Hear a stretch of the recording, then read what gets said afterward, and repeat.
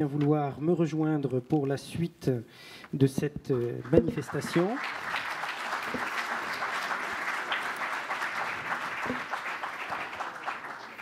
Philippe Lorec vient de le dire, les énergies renouvelables font partie des grands contrats depuis quelques mois. Jean-Louis Bal, je lui laisse la parole pour animer la suite de cette manifestation. Merci à ceux qui viennent de nous rejoindre de bien vouloir anesthésier vos téléphones portables. Merci pour les intervenants.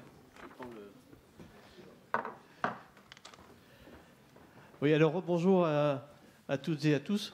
Et je voudrais, en introduction de cette courte table ronde, remercier très chaleureusement au nom de l'ensemble du syndicat, mais aussi en particulier donc, au nom des membres des filières solaire, photovoltaïque, solaire, thermodynamique, solaire, photovoltaïque à concentration. Donc, remercier chaleureusement nos deux ministres donc, qui nous ont fait l'honneur donc de participer à cette réunion de lancement. Je voudrais évidemment y associer également Pascal Canfin qui n'est pas encore arrivé et qui le sera donc pour la clôture de cette séance. La présence de nos deux ministres souligne bien à quel point la transition énergétique est un enjeu important pour le gouvernement et que cette transition énergétique, c'est un enjeu national, mais c'est aussi un enjeu international, et c'est bien la signification de la présence de Madame Bricq à nos côtés aujourd'hui. Et donc, l'enjeu national étant évidemment symbolisé donc, par la présence de Delphine Batho. Je voudrais donc appeler à mes côtés donc, nos deux ministres, donc, et ensuite, pour associer donc, le syndicat à ces regards croisés donc, entre pouvoir public et entreprises privées. Je voudrais donc appeler Roger Pujol, donc, président de la commission solaire thermodynamique, et Arnaud Mine, Madame Bricq, oui, à ma gauche, et avec comme vous voulez, c'est comme vous voulez. Ah, j'aurais bien voulu être entre vous deux.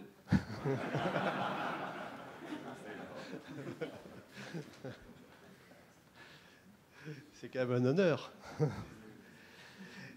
Et donc, je voudrais commencer par demander donc, à chacun des deux représentants des filières, donc photovoltaïque pour Arnaud Mine et solaire thermodynamique pour Roger Pujol, de nous rappeler quelle est la genèse de France Solar Industrie, qu'est-ce qu'on cherche, sur quelle base est-ce qu'on s'appuie, avec quelle force dans nos entreprises, quelle pépite, hein, pour utiliser le mot que tu as lancé aujourd'hui. Donc voilà, je vais vous demander à chacun en 3 ou 4 minutes de retracer quelle est votre vision donc, de France Solar Industrie, donc du point de vue de votre filière. Donc, je vais commencer par le photovoltaïque avec Arnaud Mine. Bien, mais très rapidement, ce qui a été dit de façon répétée en début d'après-midi, plusieurs éléments en ce qui concerne le photovoltaïque. Tout d'abord, le marché. Le marché explose, est en pleine mutation et on assiste même à une période de fracture.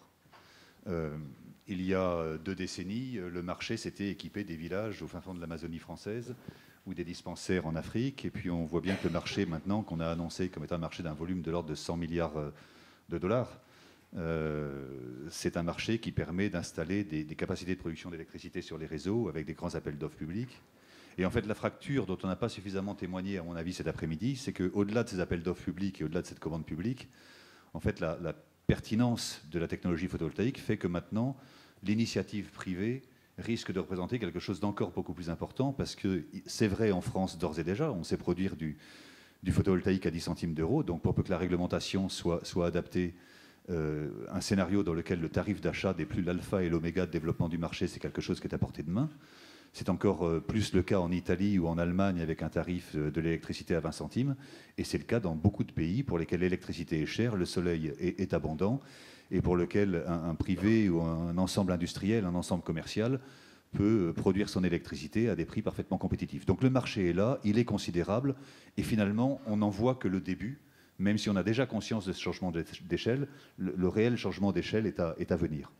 Le deuxième constat, la deuxième partie du constat qui a aussi été fait en début d'après-midi, c'est qu'il y a une offre française, il y a des entreprises regroupées notamment au sein du CER, qui sont présentes sur tous les niveaux de l'échelle de la valeur. C'est-à-dire que nous avons des producteurs de cellules, de panneaux, nous avons aussi des gens qui produisent des consommables pour la fabrication de ces éléments-là, c'est-à-dire du carbone, du verre, de l'aluminium.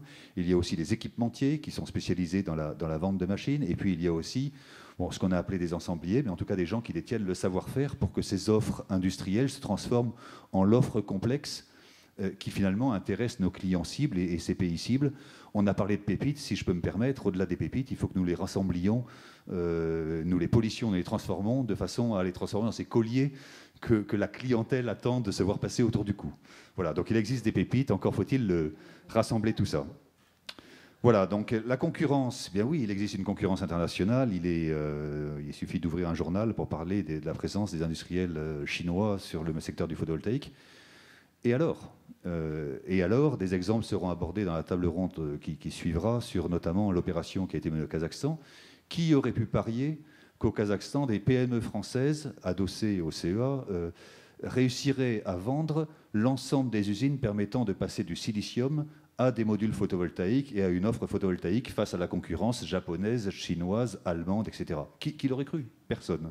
La réalité, c'est que la magie des marchés fait qu'à un moment, vous avez une offre qui correspond aux aspirations des clients, et vous savez la promouvoir de la façon ad hoc, et ça n'est pas une science exacte, et c'est quelque chose sur lequel nous avons toutes nos chances, et il y a suffisamment de savoir-faire, encore une fois, du haut en bas de la chaîne de la valeur, pour que nous puissions revendiquer la capacité à développer ces offres et à décrocher des marchés. Et le tout dernier point... C'est un peu sur cette idée, ce projet du Kazakhstan que l'idée de France Solar Industrie est née. Oui, mais oui, parce que ce qui a été démontré, c'est quoi? C'est des offres isolées, pertinentes, des pépites, peuvent courir la planète et dépenser beaucoup d'argent pour essayer d'accrocher des marchés. Et finalement, c'est extrêmement difficile pour différentes raisons. C'est vrai qu'une PME, alors je vais parler des PME, finalement c'est mon paysage personnel, mais je pourrais étendre le discours. Mais une PME n'a pas les moyens de courir aux quatre coins du monde, n'a pas le droit de se tromper, peut se tromper une fois, deux fois ça commence à être dangereux, la troisième fois c'est létal. Et puis une PME n'est pas visible. Une PME qui arrive même auprès de l'acteur français qui est le poste d'expansion économique ou la mission économique. La PME, ça pose avant tout des questions. Est-ce que son offre est fiable? Qui sont ces gens? On ne les connaît pas. Et donc finalement, il y a des besoins qui sont génériques. Et ça a été le point de départ de France Solar Industrie, qui est de dire, d'abord, il faut que des entreprises soient labellisées, soient connues et soient bénéficiaires d'une marque qui soit porteuse de sens. Donc le premier point, c'est porter une marque. Et nous avons cru bon d'ailleurs, après discussion notamment avec nos interlocuteurs du Bifrance, finalement de rassembler les filières solaires et électriques, parce que les propos sont similaires, même si les technologies sont différentes. Et à faire la promotion d'une marque, nous ne ferons la promotion que d'une seule marque pour l'ensemble de ces technologies et l'ensemble de ces entreprises. Donc le premier point, c'est une marque qui soit visible, qu'elle soit promue. Et ensuite, notre propos, c'est de créer... Le terme a été utilisé tout à l'heure face à l'équipe des pouvoirs publics mise en ordre pour aller à la conquête de ces marchés.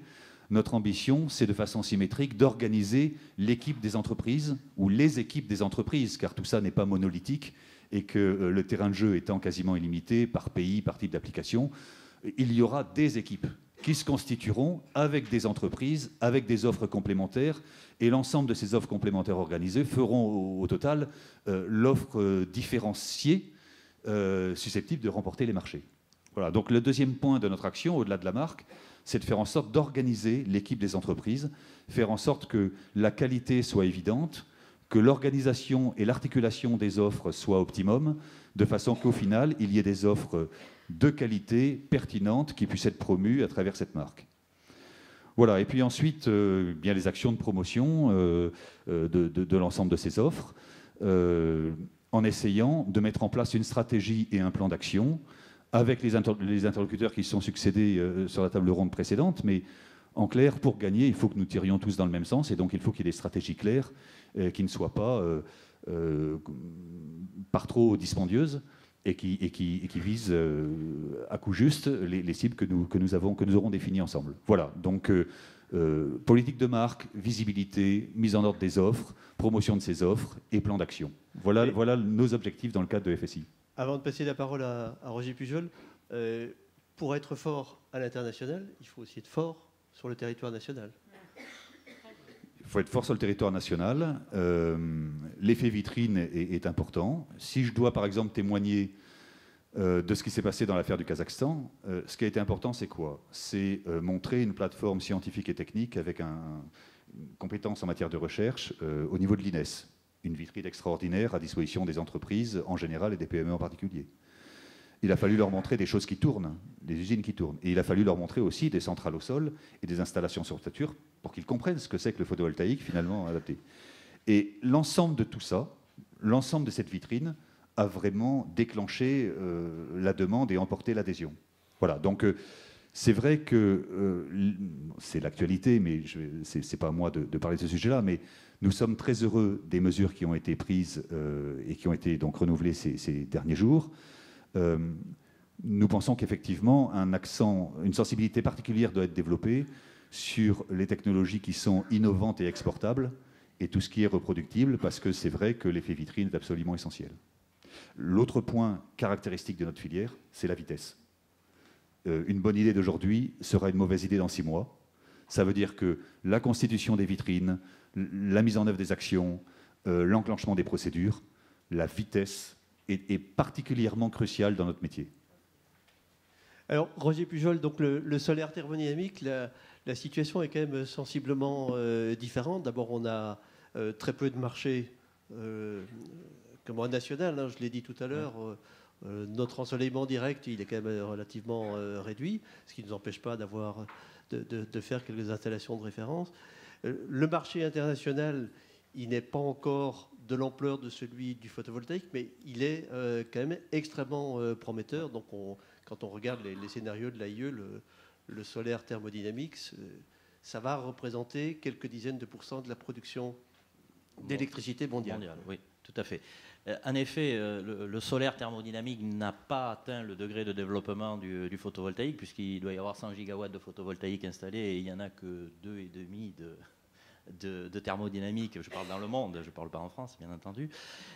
Mais effectivement, on l'a dit, c'est un marché en devenir. Alors, qui est un peu plus spécialisé que le photovoltaïque, puisque fonctionnant avec du solaire direct, il fonctionne dans une zone du monde où l'ensoleillement est très important. Et effectivement, en France, ça ne sera que le sud de la France qui est concerné, parce qu'il faut avoir ce très bon ensoleillement. Comme tu l'as dit, l'AIE annonce quand même dans ses perspectives à terme, suivant les publications et la dernière publication de l'AIE, mais à égalité, plus ou moins, à une échéance 2020-2030, mais à égalité thermodynamique et photovoltaïque. Alors, c'est vrai que c'est un marché vraiment tourné vers l'export. Et c'est pour ça que nous nous sommes inscrits tout de suite dans cette idée d'une équipe de France exportation et dans la marque qui est là. Parce que même si ce n'est pas connu en France au jour d'aujourd'hui, le solaire thermodynamique, quand nous avons créé la commission il y a maintenant 2 ans, en fait, on s'est aperçu qu'il y avait 40 entreprises qui ont adhéré au syndicat dans cette commission. Ces entreprises vont de la PME au grand groupe. Et en fait, ceci est dû à la spécificité de ce métier. C'est un métier de la centrale thermique. Il y a à la fois un besoin d'ensemblier, mais il y a beaucoup de composants. Et c'est un métier qui présente l'avantage d'avoir sur le territoire national l'ensemble des compétences qui permettent de construire l'intégralité d'une centrale, puisque c'est une centrale thermique et la France, c'est quand même un pays énergéticien. Malheureusement, effectivement, on l'a vu, quand les premiers appels d'offres sont sortis dans les zones en question, et on a beaucoup parlé en début de la session des appels d'offres qui sont sortis à Ouarzazate. Ouarzazate, c'était du solaire thermodynamique, et aucun Français n'a été présent au premier appel d'offres, tout simplement parce qu'on n'a pas pu passer les critères de qualification qui demandaient des références. Parce qu'en France, la seule référence qu'on a à montrer, c'est Emis, construit en 1980, et il n'y a rien d'autre. Donc, même si on est vers de l'export, la notion de la référence est importante. Et la création de l'équipe, alors là je rejoins beaucoup ce qui a été dit, la création de l'équipe de France est absolument nécessaire parce que sur le marché international, la visibilité de la technologie française n'est pas suffisante au jour d'aujourd'hui, même si on est représenté par des très grandes entreprises dans le domaine du solaire thermodynamique qui ont, à titre individuel, je dirais, tout à fait pignon sur rue. Il faut bien reconnaître que quand on se promène dans les pays du Maghreb, dans les pays du Moyen-Orient, etc., voir des Français parler de thermodynamique surprend un petit peu. On n'est vraiment pas assez considéré, et donc on a un gros effort à faire pour arriver à franchir ce cap. Et c'est pour ça qu'on a vu avec plaisir que dans le premier appel d'offres, il y avait eu une tranche dédiée au solaire thermodynamique qui permettra de réaliser 2 installations, mais ce n'est pas suffisant. Il faudra en réaliser d'autres de façon à avoir des références suffisantes qui permettent de pouvoir, comme tu l'as dit pour l'opération Kazakhstan, de pouvoir recevoir ces pays sur notre territoire, leur montrer les installations, leur montrer que le pays s'intéresse à ces technologies et qu'on n'a pas uniquement de la R&D, mais qu'on a aussi des réalisations. C'est très très important parce que sinon, on l'a dit aussi, on est sur des très gros marchés. Là, dans le solaire thermodynamique, ce sont des centrales de plusieurs centaines de mégawatts. La première qui a été attribuée, elle fait 160 mégawatts. C'est 1 milliard de dollars le coût d'investissement. Et donc les références qui sont demandées face à des marchés comme ça sont quand même des références de taille raisonnable. Voilà. Mais merci pour cette introduction. Alors, je vais me retourner vers Delphine Bateau, puisqu'on l'a souligné. Si tu peux donner ton micro à la ministre. Disposer d'une base forte sur le territoire national, c'est quand même une des conditions, pas la seule, c'est une des conditions essentielles pour réussir donc à s'implanter dans la transition énergétique mondiale, qui est vraiment un très très gros enjeu. Hein. J'ai souligné quelques chiffres tout à l'heure avant que vous n'arriviez. Les énergies renouvelables, c'était l'année dernière, c'était en 2011, 267 milliards de dollars de marché, dont une centaine pour le solaire. Donc nous avons besoin d'une base nationale. Vous avez montré lundi dernier votre attachement donc, à notre filière solaire, à nos pépites. Et il n'y a pas que la pépite MPO, mais c'en est une. Donc vous avez montré votre attachement à ces pépites. Oui, vous allez toutes les visiter, c'est très bien. Donc il y aura des candidats pour vous rencontrer à la sortie. Et donc voilà, est-ce que vous pourriez nous rappeler quelles sont ces mesures qui ont été prises et notamment dans quelle mesure elles concernent aussi donc, la filière thermodynamique? Bien sûr, d'abord bonjour à tous. Moi je suis très heureuse d'être là avec vous aujourd'hui. Je vous remercie de l'invitation et puis je suis contente d'être présente avec Nicole qui aura encore plus de choses à vous dire que moi.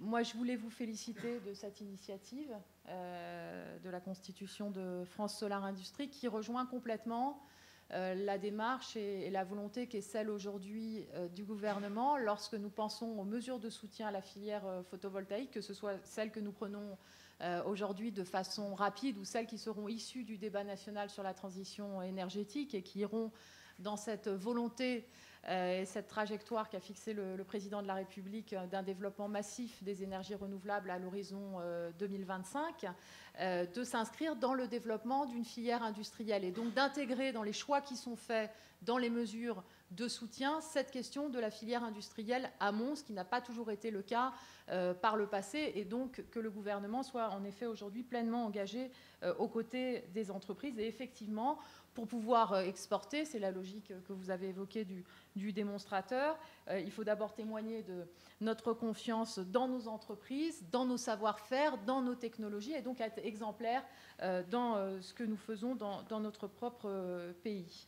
Sur les mesures d'urgence qui sont prises, je voulais bien rappeler qu'on est engagé dans un processus qui est celui du débat national sur la transition énergétique, dont il résultera une loi de programmation qui a vocation à organiser la planification de l'atteinte de nos objectifs, notamment en matière de développement des énergies renouvelables, à revoir aussi la question du modèle de développement des énergies renouvelables et des types de dispositifs de soutien. Et il y a de ce point de vue-là des débats de fond à avoir et à trancher sur la question de l'autoconsommation, sur la question de l'articulation entre un modèle national avec la péréquation tarifaire, avec des réseaux nationaux et en même temps une décentralisation et des capacités de production à l'échelle locale, notamment en matière d'énergie renouvelable. Et nous voulons qu'il ressorte du débat national sur la transition énergétique dans la loi de programmation un cadre stables, clairs, prévisibles, qui permettent aux entreprises de savoir où elles vont et d'avoir la visibilité durable dont elles ont besoin pour pouvoir se développer. En attendant, comme il n'y a pas le temps d'attendre, nous avons pris effectivement un certain nombre de mesures d'urgence qui sont orientées sur le soutien effectivement à nos technologies à haute valeur ajoutée. D'abord par un doublement global des volumes cibles pour l'année 2013, avec le lancement d'un appel d'offres sur les grandes installations pour 400 mégawatts en deux tranches, qui sont toutes détaillées dans le dossier, donc j'y reviens peut-être pas, mais avec un certain nombre d'évolutions importantes par rapport au précédent cahier des charges, sur la prise en compte d'un critère carbone, sur le fait de ne pas demander les garanties bancaires qui étaient exigées jusqu'ici, ce qui doit permettre de mieux pouvoir soutenir des projets qui sont portés par les petites et moyennes entreprises. D'autres changements qui n'ont pas été évoqués pour l'instant dans les comptes rendus que vous avez dû lire, mais c'est que le critère recherche et développement et innovation sera évalué par un comité de l'ADEME qui aura une capacité d'évaluation au niveau technologique et en matière d'innovation. Donc ça, c'est un changement par rapport aux procédures telles qu'elles se déroulaient jusqu'ici, et donc avec un axe sur les technologies innovantes, très important, et puis sur les technologies matures, sur ombrière et sur toiture. La relance et la poursuite des appels d'offres dits automatiques pour les moyennes installations, avec l'aboutissement d'abord de ce qui était engagé, dont les résultats seront publiés très, très prochainement, et puis la relance de ces procédures sur des cahiers des charges, là aussi revus et orientés sur le soutien à nos technologies, notamment en intégrant cette critère du bilan carbone, qui est un élément aussi qui nous permet de nous distinguer. Et puis évidemment la question de l'évolution des tarifs de rachat, avec d'abord une augmentation de 5%, une augmentation des volumes cibles, la mise en place de ce système de bonification, soit de 5%, soit de 10%, en fonction du nombre d'étapes de production dans l'espace économique européen. Je voulais ressouligner que c'est une disposition qui est tout à fait permise aujourd'hui par le Code de l'énergie. Et puis, une disposition qui a fait plus débat, je sais, avec les acteurs de la filière aussi, qui est la diminution du tarif T5 de 20%, parce qu'elle était utilisée pour creuser le déficit de la balance commerciale. Et Nicole sera d'accord avec moi que nous ne pouvons pas, chacun peut le comprendre, c'est la responsabilité du gouvernement, augmenter la facture d'électricité des Français au travers de la CSPE pour financer du déficit de la balance commerciale. Donc il y a cette évolution sur le tarif T5. Toutes ces mesures s'inscrivent dans une stratégie plus à court terme et moyen terme de volonté d'aider la filière à se structurer sur l'ensemble de la chaîne de valeur, de traiter aussi avec les entreprises la question du financement. Et donc, on va réunir une table ronde avec aussi Arnaud Montebourg, avec Nicole Bricq, pour pouvoir traiter ces questions-là en lien avec la Banque publique d'investissement, avec les programmes d'investissement d'avenir, avec le CGI, parce qu'on sait bien les difficultés que vous rencontrez et qu'il y a besoin d'avancer concrètement sur toutes ces questions. Et puis, on veut pouvoir discuter avec vous, ce qui répondra aussi à votre question, puisqu'il y aura un deuxième appel d'offres qui sera lancé dans l'année pour les grandes installations sur les choix technologiques, les choix de technologies innovantes qui figureront dans ce deuxième appel d'offres. Et c'est là qu'il faut, dans le travail que nous avons à faire ensemble, être intelligent, c'est-à-dire intégrer dans le fait, par exemple, de décider que dans l'appel d'offres pour les grandes installations, il y a un lot pour le solaire thermodynamique ou pour telle ou telle autre technologie dont nous avons la maîtrise et le savoir, qu'il y a un lien à faire entre ce que nous faisons dans les choix de développement sur le territoire national par rapport à des stratégies à l'export.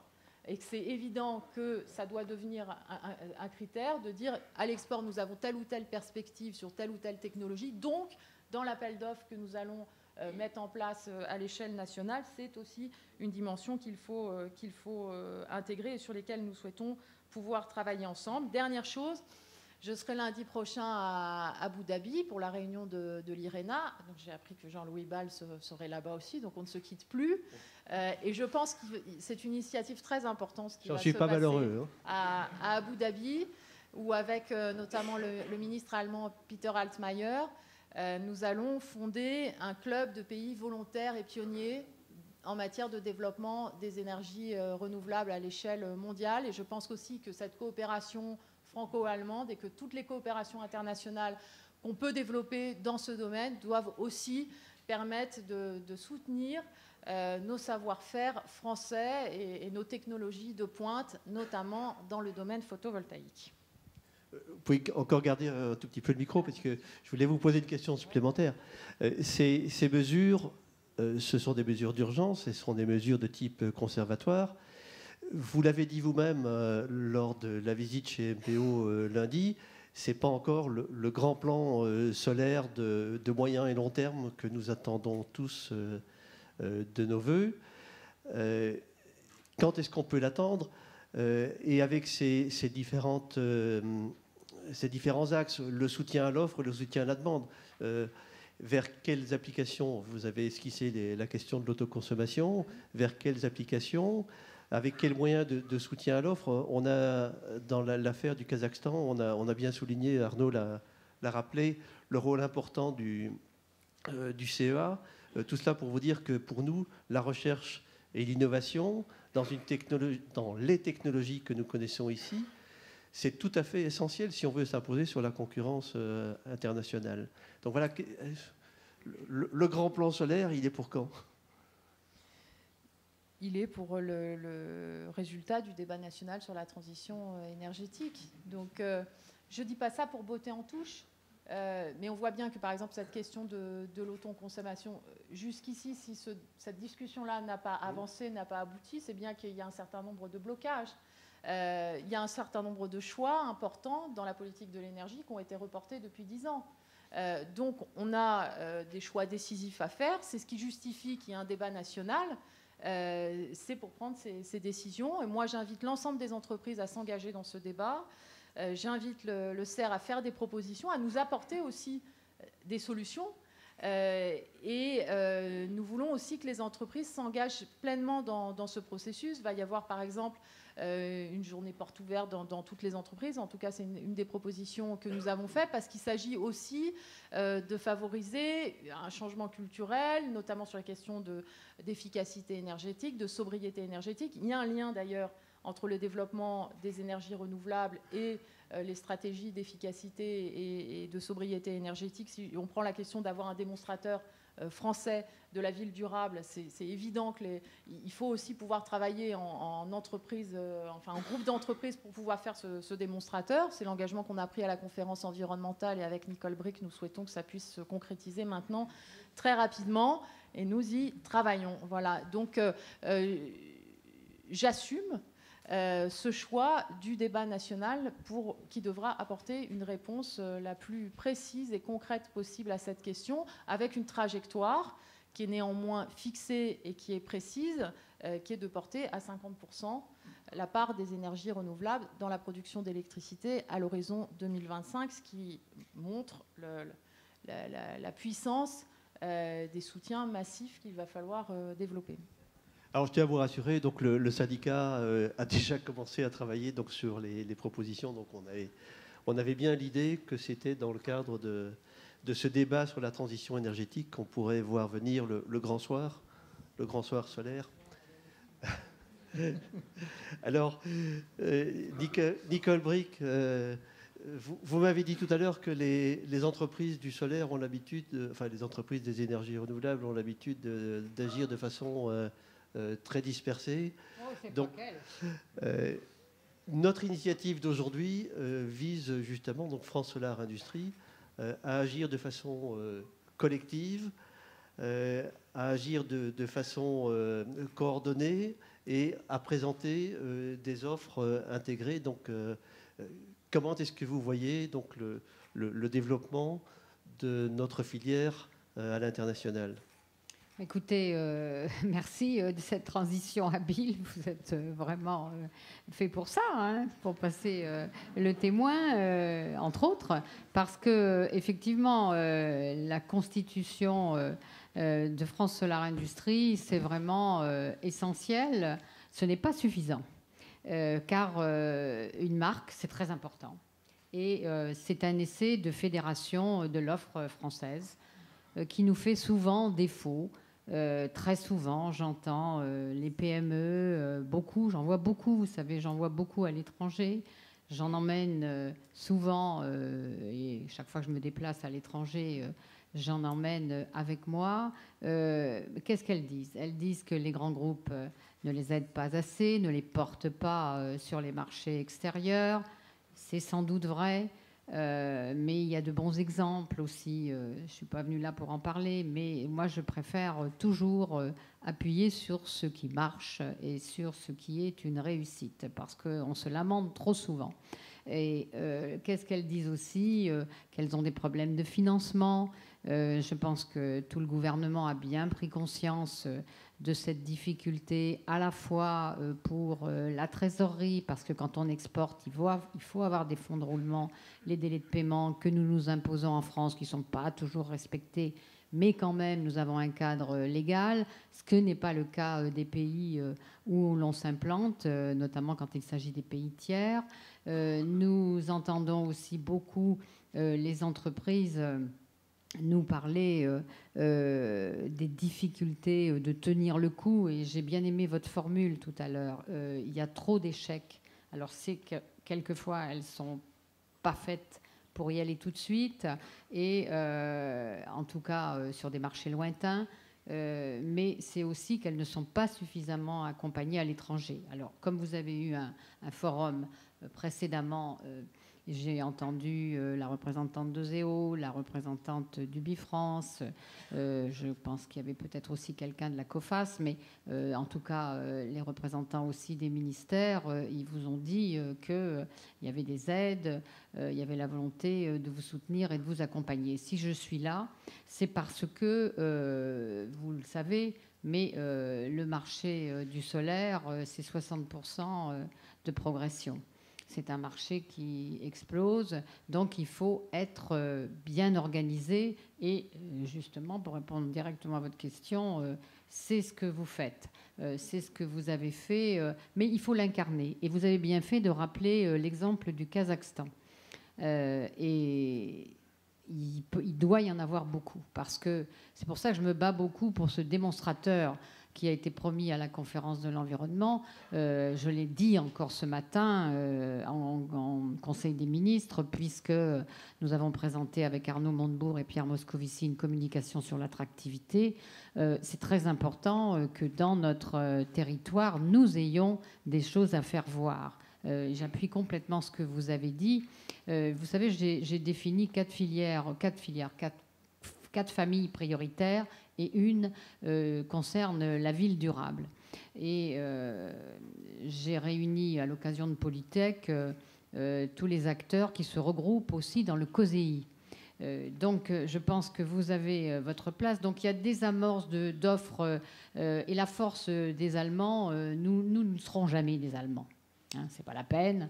Arrêtons de dire il y a le modèle, etc. C'est un modèle qui a ses limites, mais en tout cas, c'est vrai que ça fait partie de nos talents. Quand je vous ai dit qu'on était dispersés, mais c'est une faiblesse à l'export.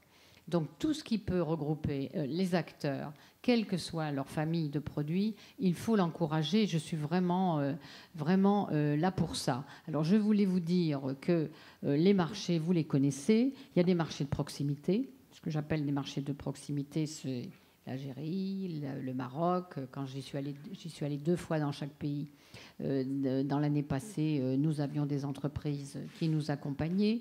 Donc l'Algérie, le Maroc, la Tunisie, l'Égypte, on le sait moins, la Turquie. Je serai en Turquie la semaine prochaine. Et on le sait moins aussi, la Chine. Parce qu'on parle très souvent en France de la Chine pour en dire du mal. Mais il se trouve qu'ils se sont fixés des objectifs dans le 12e plan. J'avais reçu le ministre du plan. J'y serai dans 15 jours. Pierre Moscovici en revenait ce matin. La Chine a d'énormes projets et tous les pays, quels qu'ils soient, sont en train de revoir leur mix énergétique ou d'essayer de le préfigurer. J'étais en Arabie Saoudite il n'y a pas très longtemps. Eux aussi se posent le problème de l'après-pétrole. Donc, ils veulent s'organiser aussi pour que d'autres énergies que celle-ci, et Dieu sait si elle est importante en Arabie Saoudite, soient au rendez-vous. Donc, les marchés, ils sont là. Les réalisations commencent à y être. Et moi, j'ai beaucoup aimé votre exemple du Kazakhstan parce que c'est un marché très difficile. Alors, évidemment, ces marchés sont concurrentiels. On n'est pas tout seul. Alors, c'est vrai, on a une excellence française, mais on la vend peut-être pas bien ou pas assez. Et c'est vrai que il y a la concurrence et la mondialisation, ça impose non seulement d'être bon, mais d'être les meilleurs. Alors, il faut une offre à l'export. C'est un couple entre le prix et la qualité. Et on regarde toujours le prix à l'aune de la qualité. Alors, c'est vrai que actuellement, il y a aussi beaucoup de moins-disants, ça existe aussi, mais quand la qualité est au rendez-vous, on arrive à avoir un prix qui correspond. Alors, je voudrais dire que, pour faire vite, avec le COSEI, justement, on a identifié 6 axes prioritaires qui permettent de promouvoir la ville durable à l'export. Excusez-moi de vous interrompre, mais je ne suis pas sûr que tout le monde sache ce qu'est le COSEI. Alors, le COSEI, c'est le comité stratégique des éco-industries. Voilà, qui regroupe pas que le solaire, mais évidemment, vous devez y être pleinement associé. Donc, c'est le travail que fait, j'aurais dû le citer, alors Arnaud Montebourg. Il est en train de fédérer, et ce n'est pas facile, 12 grandes filières. Je sais que Delphine y participe aussi. 12 grandes filières au minimum. Et il travaille, si vous voulez, dans l'organisation de la filière, qui est une réponse aussi au problème PME grand groupe, qu'il ne faut surtout pas opposer. C'est trop facile. Et moi, je travaille plutôt à l'horizontale. Évidemment, ces comités de filière vont avoir un volet international. C'est pour ça que je serai avec lui et avec notre collègue Cuvillier à Valenciennes, parce que la deuxième qui va démarrer, c'est la filière ferroviaire vendredi. Et il va le faire de manière rationnelle. C'est un travail long, de moyen terme, pas facile. Et c'est le volet offensif du ministre de l'Industrie. Et moi, je fais plutôt à l'horizontale. C'est-à-dire, j'essaie d'avoir des offres commerciales fédérées, intégrées, comme vous avez dit tout à l'heure, qui peuvent se projeter sur les marchés. Et j'ai identifié, à partir de 4 grandes familles de produits, dont la ville durable, 47 pays qui ont tous la caractéristique d'être en croissance, d'avoir de nombreuses couches moyennes, de plus en plus en tout cas, qui progressent et qui ont envie de vivre différemment, en ville notamment, et de mieux se soigner, de mieux se nourrir. J'étais lundi pour défendre la filière agroalimentaire. Aujourd'hui, je suis là pour vous soutenir. Donc, les 6 propositions qui figureront dans le contrat d'objectifs d'État filière qui sera conclu au printemps 2013, c'est d'abord, structurer l'offre française complète à l'international autour d'une marque France. Et c'est la mission que nous avons lancée ensemble avec Arnaud Montebourg et la communication que nous avons faite ce matin. Le gouvernement a pour projet de réaliser aussi avec les industriels des démonstrateurs du savoir-faire français. Donc, moi, on me dit qu'il reste 2,5 milliards dans le programme des investissements d'avenir. Il y a un engagement qui a été pris à la conférence environnementale, donc maintenant il faut le faire. Voilà, c'est tout. C'est pas la peine de réunir des comités, des commissions, des missions. Il faut le faire, il faut dégager l'argent. Parce que quand je suis allée à Polytech l'autre jour, que j'ai découvert que je savais que le Japon faisait, à partir de fonds privés et publics, des démonstrateurs dans une quinzaine de villes dans le monde entier, et qu'il avait choisi à l'appel de la ville de Lyon, Lyon pour faire son démonstrateur ville durable. Voilà. Bon, franchement, Je ne suis pas chauvine. Hein. Le Japon, c'est un excellent investisseur en France. Donc, un investisseur fidèle, sérieux, qui est là depuis longtemps et qui accroît ses investissements, et qui crée des emplois. Il n'est pas le seul aussi. Mais il est un bon investisseur. Mais là, franchement, je me suis dit, il y a quelque chose qui ne va pas. On a une offre en fédérant tout ce qui tourne autour de l'efficacité énergétique, des énergies renouvelables, du bâtiment, des transports doux, hein, ce qu'on appelle les transports doux, tramway et consorts, bus de ville, etc. On a vraiment une offre française extraordinaire. Mais tout ce petit monde-là ne travaille pas ensemble. Et voilà. Donc, je trouve ça quand même un petit peu difficile. Voilà, que la seule ville qui soit choisie en Europe, ce soit une ville française avec un démonstrateur japonais. Donc, j'espère que ça va nous exciter pour avoir nos démonstrateurs. J'entends, moi, mobiliser les services de l'État et les opérateurs commerciaux. Vous en avez entendu parler tout à l'heure. Vous avez cité la Banque publique d'investissement. Elle va regrouper tout ce petit monde. Ça, c'est très important. Et tout à l'heure, vous avez parlé de comptoirs unifiés. Ben, vous ne croyez pas si bien dire.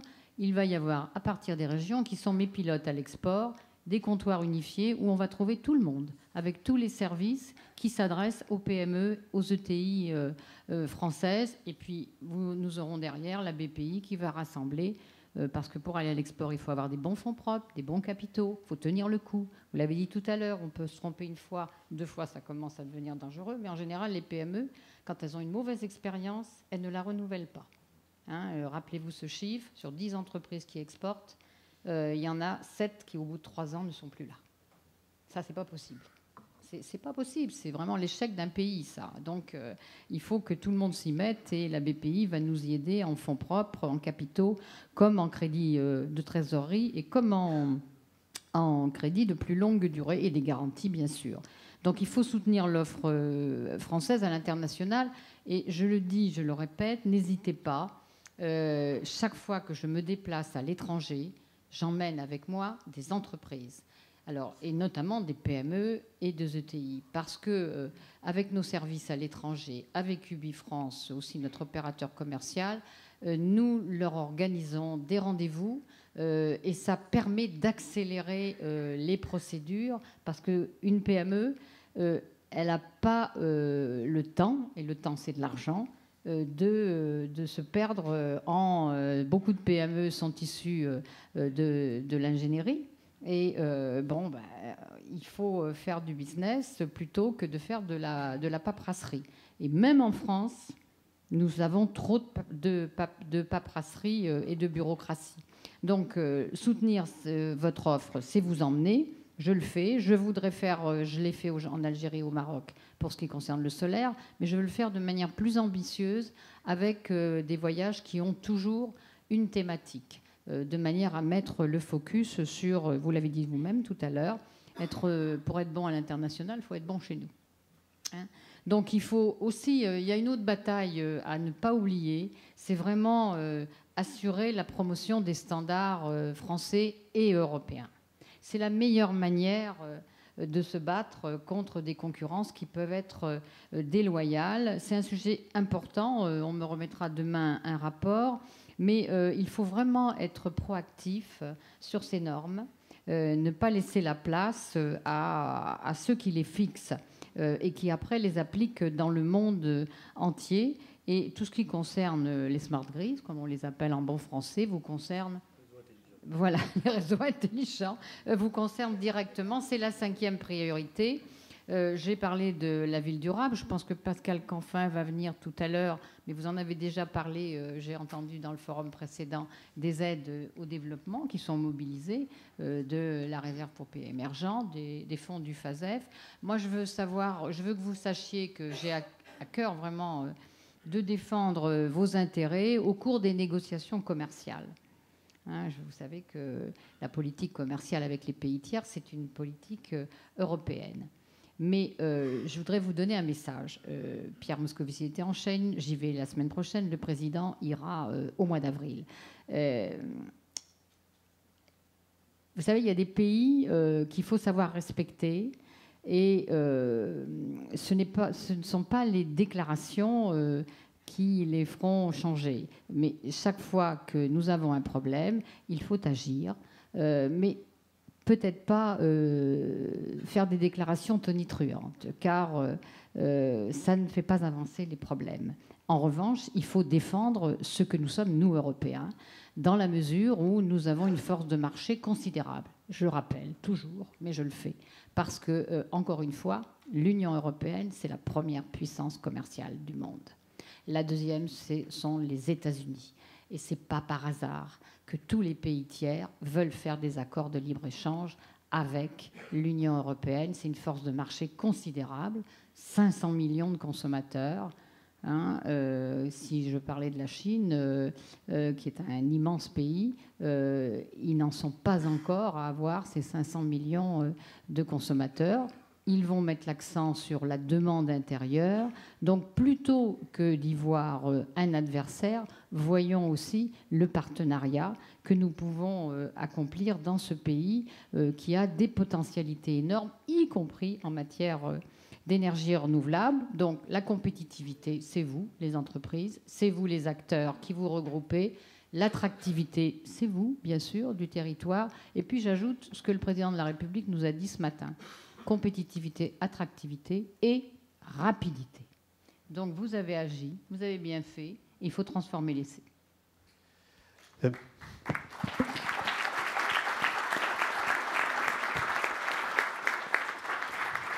Merci Madame les ministres. Et, je voudrais remercier en particulier Nicole Bricq, parce que c'est quand même l'objectif de cette journée de travailler à l'exportation. Moi, je retiens quand même plusieurs choses. Ne pas opposer grands groupes et PME. Et l'exemple du Kazakhstan, à ce point de vue-là, il est particulièrement intéressant, puisque on a un grand groupe, il faut bien considérer le CEA comme un grand groupe, qui est parti là, entouré de PME, et qui a permis à ces PME de s'exprimer. Il ne les a pas étouffés. Donc je pense que c'est un exemple qui peut servir à des tas d'autres grands groupes qui ont un rôle évident à jouer donc, dans la promotion de l'offre française à l'exportation. Un autre enseignement qu'on peut tirer du Kazakhstan, c'est qu'on a fait le choix d'une cible. Il est clair que nous, Français, on ne pourra pas courir le monde entier, et je pense qu'on aura besoin donc, de votre assistance pour cela. On aura besoin donc, de faire un choix dans nos cibles qui ne seront pas nécessairement les mêmes pour le photovoltaïque que pour le solaire thermodynamique. Je pense qu'un autre point, un autre enseignement de l'affaire du Kazakhstan, c'est que finalement l'offre matérielle, l'offre industrielle est aussi choisie parce qu'elle est associée à une offre de service. Donc moi je suis toujours un petit peu méfiant dans une espèce de hiérarchie qui serait que les emplois industriels sont les seuls bons emplois. Non, il y a des emplois à valeur ajoutée, c'est dans l'amont, dans l'aval, et en fait finalement c'est la combinaison de l'ensemble qui fait qu'on fait mouche. Voilà. Et donc il y a à obtenir un dispositif équilibré dans lequel il y a l'amont, il y a l'aval, mais en fait l'amont et l'aval se rejoignent dans une offre qui délivre un service complet. Ouais, d'autant plus que c'est justement ces produits de l'aval qui nous permettent de pouvoir emporter des marchés sans être nécessairement les moins chers. Simplement parce qu'on offre de meilleurs services qui peuvent être notamment le fait que dans l'affaire du Kazakhstan, on a un accompagnement scientifique qui va pouvoir permettre à cette filière kazakh de continuer à prospérer dans le futur. Voilà, donc il y a d'autres aspects que simplement le prix. Et donc pour terminer, je voudrais retenir votre proposition de vous accompagner donc, dans les voyages commerciaux. Pardon. On en a déjà échangé quelques mots avec votre conseiller Pascal Lignière, donc je pense qu'il est là. Donc on va le faire de façon systématique maintenant que notre organisation, donc France Solar Industrie, est constituée. Et puis j'ai bien retenu donc la proposition, la suggestion donc de Delphine Bateau que nous, le CER, avec les autres organisations professionnelles, on fasse des propositions pour un grand plan solaire, qu'on ait de l'ambition, qui soit vraiment à la hauteur à la fois de nos pépites, de notre potentiel et des enjeux de la transition énergétique, enjeux nationaux comme enjeux internationaux. Voilà. Je vous propose de remercier les deux ministres par quelques applaudissements.